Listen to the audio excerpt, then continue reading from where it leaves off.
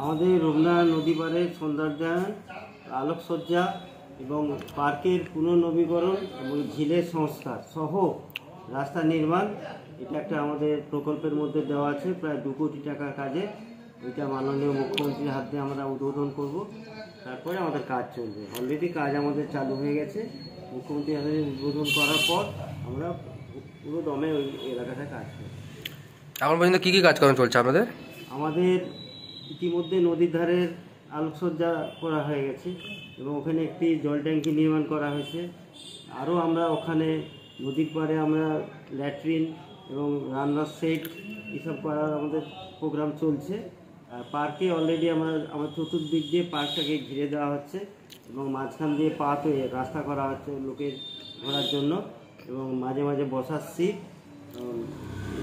গাছপালা লাগানো হচ্ছে এবং আলোকসজ্জা করা হচ্ছে। বললেন তো মুখ্যমন্ত্রী উদ্বোধন করবেন বললেন, মুখ্যমন্ত্রী কি ওখানে আসবেন না ভার্চুয়ালি উদ্বোধন করবেন? ওই সময় আর কারা কারা উপস্থিত থাকতে পারে আপনার 14 নম্বর ওয়ার্ড এলাকায়? 14 নম্বর অধিবাসীরাই থাকবেন, কারণ ওই দিন মুখ্যমন্ত্রীর সভা আছে নিমতৌড়িতে, ওখানে প্রায় সবাই চলে যাবে। আমাদের 14 নম্বর ওয়ার্ডে যারা আমাদের ওয়ার্ডের কর্মী এবং সমর্থক তারা ওখানে থাকবেন। 14 নম্বর ওয়ার্ড ঠিক কোন জায়গায় এটা হচ্ছে আপনাদের? বুদ্ধ পার্ক এবং রূপনা নদীর ধার। আগামী 4 তারিখ মুখ্যমন্ত্রীর সভায় আমরা সবাই যাব এবং আমাদের এখানে 4 তারিখ দুটো উদ্বোধন আছে, আমাদের বুদ্ধ পার্কের উদ্বোধন এবং আমাদের জল প্রকল্পের শুভ সূচনা ওই দিনই হবে।